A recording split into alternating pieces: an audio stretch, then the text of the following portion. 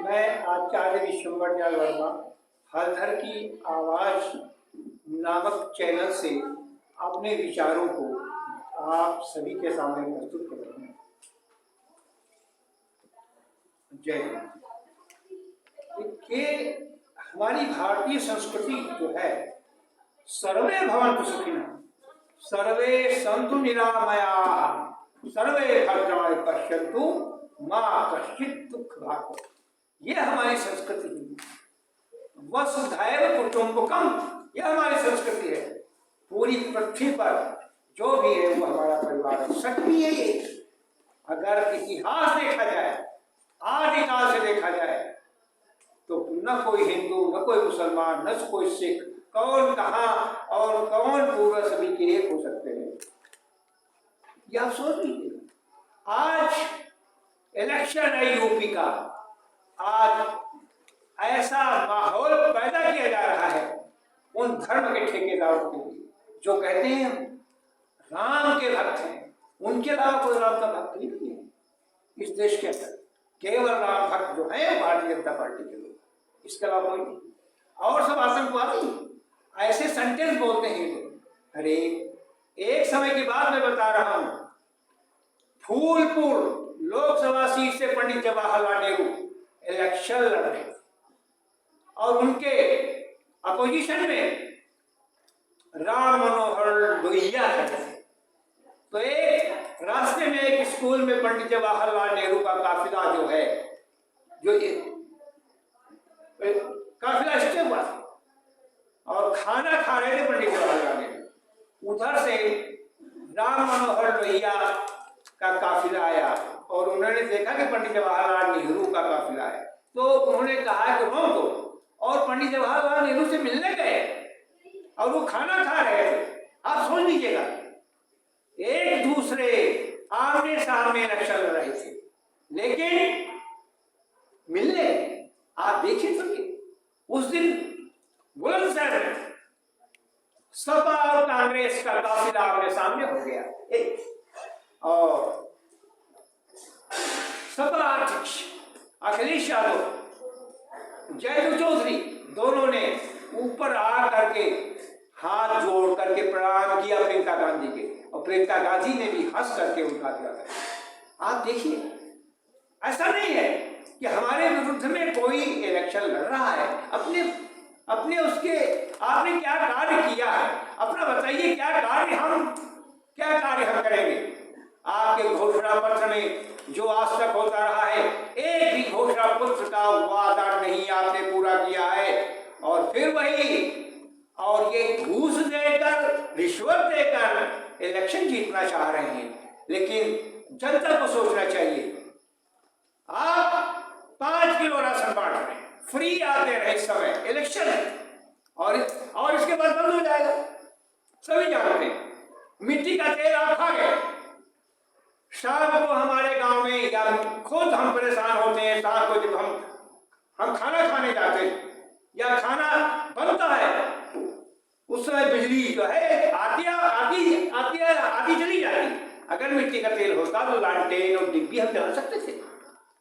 एक डिब्बी की रोशनी में, उस मिट्टी तेल की डिब्बी की रोशनी में मैंने उपन्यास समझे लिख डाला, कितना साहित्य मैंने लिखा। आज वो डिब्बी भी हमसे आपने छीन लिए और कहते हो बिजली हम फ्री देंगे। वाह, आप बिजली फ्री देंगे, अपनी जेब से देंगे। ये हिंदुस्तान का हर व्यक्ति जो है वो टैक्स देता है, और उसी से ये सब अंबानी अडानी इन लोगों का पैसा जो माफ कर देते हैं हर वर्ष, लाखों करोड़ रुपया, ये हिंदुस्तान की उस जनता का पैसा है, आपका नहीं पैसा है। आप हमको बिजली फ्री देंगे? आपने तो हमको गैस फ्री दी है, सिलेंडर फ्री दिया है, और अब कांग्रेस के समय में यही सिलेंडर जो था वो जो है 450 रुपए का था, और सब्सिडी भी अबाउट समझिए जो है 200 जो आती थी। और इस समय सिलेंडर कितना है? 960 रुपए।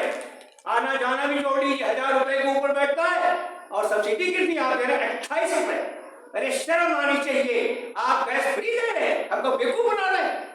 आप बिजली हमारी फ्री करेंगे? अरे बिजली फ्री करोगे दूसरी ओर से कान जो है मोड़ करके आप देखो डीजल में और पैसे बढ़ा देंगे। यही डीजल कांग्रेस के समय 50 रुपए में था, आज यही जो है 90 पार हो गया, पेट्रोल 100 पार हो गया। आप जब डीजल इतना तेज हो गया तो ट्रांसपोर्ट तो जो है देखिए जो सामान आएगा, ट्रांसपोर्ट से सामान आएगा, लेकिन ट्रकों से पैसा सामान आएगा, आने जाने का साधन, ये सब देखिए तेज हो जाएगा। तो जनता मर रही है। आप कहते हैं बुलेट ट्रेन चलाएंगे, अरे वाह, बुलेट ट्रेन के ऊपर क्या एक आम आदमी बैठ सकता है? मिस्टर मोदी, आपको सोचना चाहिए। आप कहते मैं चाय बेचने वाला था, अरे चाय बेचने वाले से कि आज तो आप शहंशाह हो गए, आप देश को बेवकूफ बना रहे हैं। एक सीधी बात है, बुलेट ट्रेन छोड़ दीजिए, एक्सप्रेस ट्रेन जो चलती है, मान लिया हम बॉम्बे जाना है, दिल्ली जाना है, तो उसमें आपसे पूछता हूं उसमें कितने थर्ड क्लास के कंपार्टमेंट होते हैं आप बताइए? 2 यात्री और सब एसी, मतलब आप बढ़ावा दे रहे हैं उन अमीरों को और गरीबों को बढ़ावा नहीं दे रहे, उनको कोई राहत नहीं दे रहे। हम जहां रहते हैं डोगरी फरदान से लखीमपुर का टिकट इस समय 30 रुपए है, और लालू यादव जब थे तो देखिए 2 रुपए था, और इसके पूर्व जब आपकी सरकार थी भारतीय जनता पार्टी की तो 5 रुपए था। आप समझ लीजिएगा। फिर लालू यादव थे, रेल मंत्री हुए, उन्होंने देखिए 2 रुपए टिकट किया है? लालू यादव से अच्छा रेल मंत्री कोई हुआ नहीं आज तक। और घोटाला ये आप जानेंगे, हम नहीं जानते, हमको सहूलियत कौन दे रहा है? ये मतलब ये हम जानते हैं, आप बिल्कुल साफ हैं।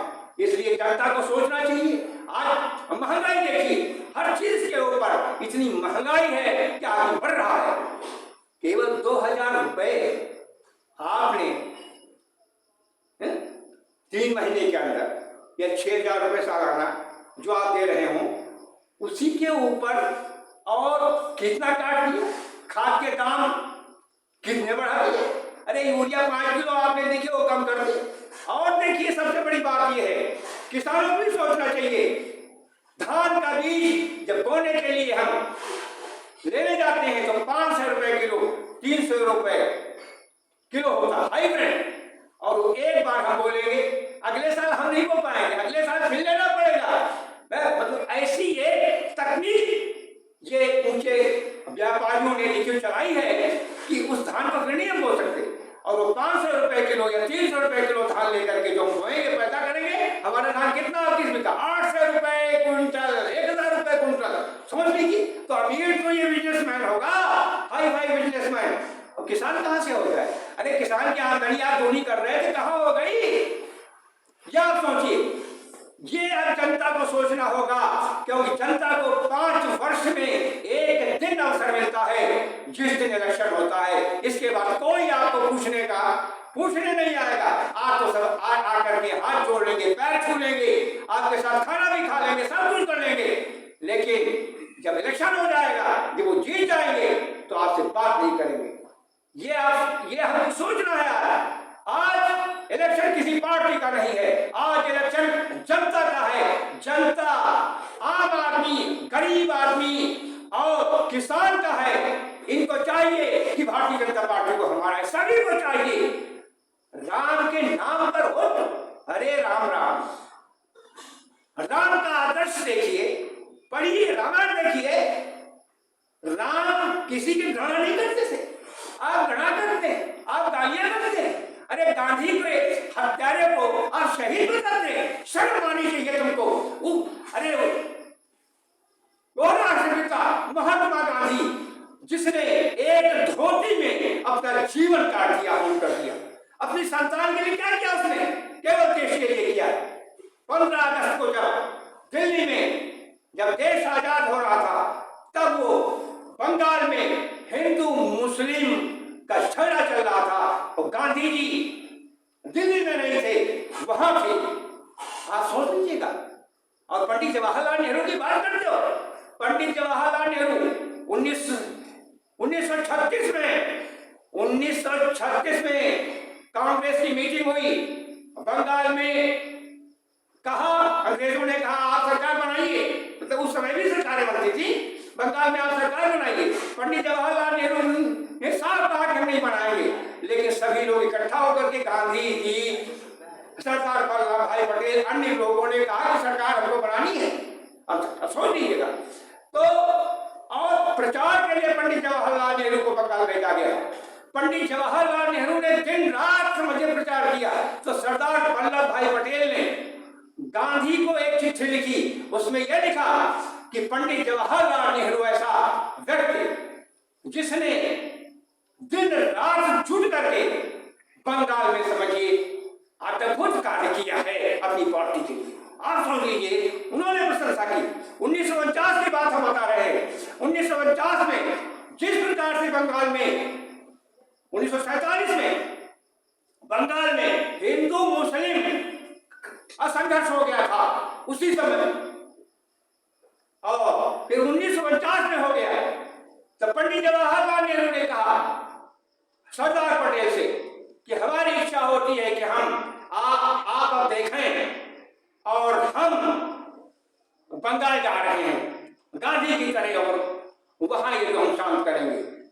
सरदार पटेल ने पंडित जवाहरलाल नेहरू से कहा कि ऐसा नहीं होगा, आप अपने पद पर बने रहें और जो है यहीं से आपसे जो हो सके वो कार्य करें। सरदार पटेल ने उनको जाने नहीं मतलब दिया। अनेकों बातें सरदार पटेल ने पंडित जवाहरलाल नेहरू के लिए कही, लेकिन आजकल ये देखिए बताया जा रहा है, कई भारतीय जनता पार्टी के बता रहे हैं सरदार पटेल को हटा दिया गया, सरदार पटेल को प्राइम मिनिस्टर नहीं बनाया गया। अरे क्या सोच रहे हो? इतिहास देखो, इतिहास देखो, कुछ समझो है? आप बड़े सरदार पटेल के जो चाहने वाले, आपने सरदार पटेल की अहमदाबाद में जो मूर्ति स्थापित की है बहुत बड़ी, फिर अहमदाबाद में सरदार पटेल के नाम का जो सरदार पटेल के नाम का स्टेडियम, उसको समाप्त करके अपने नाम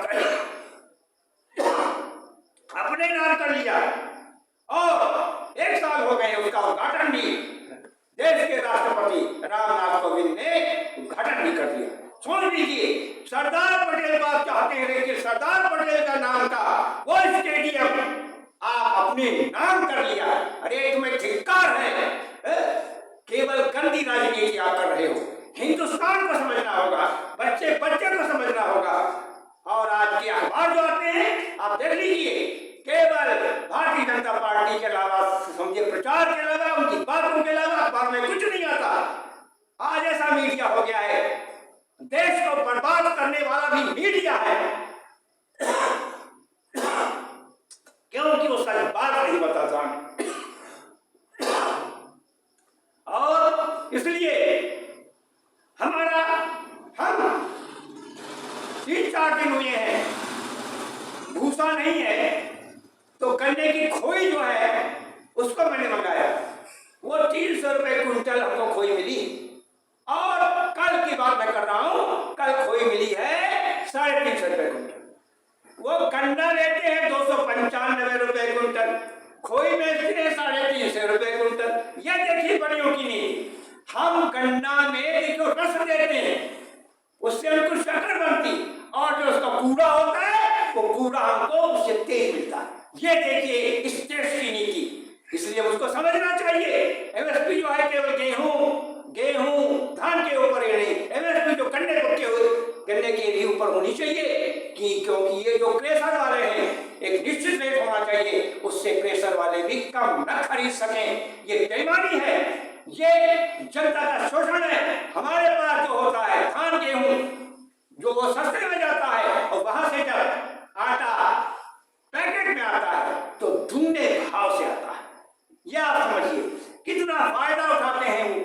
कोरोना काल में सभी जानते हैं, भारत के अडानी अंबानी आदि ऐसे जो बिजनेसमैन हैं, 100 गुने उनकी आमदनी आगे बढ़ गई। आप समझ लीजिएगा। और तो जनता पिस गई, और लोग छोटे छोटे व्यापारी, छोटी छोटी कंपनियां कारखाने बंद होने के समझिए आ गए कगार में, लेकिन बड़े बड़े ये मगरमच्छ हिंदुस्तान के इतने बड़े हो गए, 100 गुने इनकी आमदनी हो गई, इतने अमीर बन गए। ये आपकी देन है, ये मोदी सरकार की देन है, ये भारतीय जनता पार्टी सरकार की देन है। भारतीय जनता पार्टी बड़ी धार्मिक बनती। अरे कहां से धर्म? अरे धर्म इसको नहीं कहते, धर्म तो राजनीति में नहीं लाते, धर्म अलग है। धर्म एक आध्यात्म, धर्म ईश्वर अलग है। ईश्वर हर एक का है, आपको खरीदा हुआ ईश्वर नहीं है, ईश्वर मेरा भी है। हम भी आध्यात्मिक है, हम भी राम का नाम लेते हैं, हम भी अपना रामायण पढ़ते हैं, चैलेंज करते हैं आपको धर्म के विषय में। अगर आप शास्त्रार्थ करना आप चाहते हैं तो हमसे शास्त्रार्थ जो करने के लिए हम तैयार हैं। आप बड़े विद्वान बनते हैं, आप जो भाषण देते हैं वो राम के नाम पर हिंदू मुस्लिम को बांटो और राज करो। अंग्रेजों ने कहा था फूट डालो राज करो, यही नीति है तुम्हारी। हिंदू और मुसलमानों को बांट दो और राज करो, यह आपकी नीति है। देश को आपने पीस डाला, देश की हस्ती को मिटा दिया और देश में कुछ नहीं रहा। और जब देश की हालत ये है तो हर व्यक्ति की वही हालत हो जाएगी। अभी तो आदमी समझता है 5 किलो गेहूं, अरे 5 किलो राशन की बहुत मिल जाता है, 1 लीटर हमको जो है ठाठ से आयल मिल जाता है, ठाठ से होली बेली होगी, क्या कहना। लेकिन ये एक दिन आपको मालूम होगा, सभी को मालूम होगा। सोच लो, यदि तुम्हारे पास दिमाग है या तुम्हारे पास लालच है तो कोई बात नहीं है, जो इच्छा हो करो, हम नहीं कहते। लेकिन सोच लो क्या चीज कितनी कीमत के ऊपर है। गन्ने का पेमेंट बजाज मिल्स वालों ने पिछले वर्ष का भी नहीं हो पाया, 14 दिन में आप पेमेंट करा देंगे। 5 साल में 14 दिन पेमेंट नहीं करा पाए, अब आपका घोषणा पत्र नहीं 14 दिन में पेमेंट करा देंगे। वाह, बिजली हम फ्री दे देंगे। आज तक आप चूसते रहे, सिलेंडर कह दी कि हम 30 में आपको देंगे, सिलेंडर नहीं देना है, खाद के ऊपर दाम नहीं कम करने हैं। क्या नहीं रखा, क्या आपने रखा है हम लोगों के लिए, गरीबों के लिए। इसलिए गरीब मजदूर किसान उसको सोचना चाहिए, अपने बुद्धि से काम ले और किसी पार्टी का नहीं, जो पार्टी जीत रही हो उसको आप जिताइए। भारतीय जनता पार्टी को भारतीय जनता पार्टी को हराइए। इतिश्री जय हिंद, जय हिंद, जय भारत। हमारे वीडियो को लाइक करें, शेयर करें, सब्सक्राइब करें। जय हिंद, जय भारत।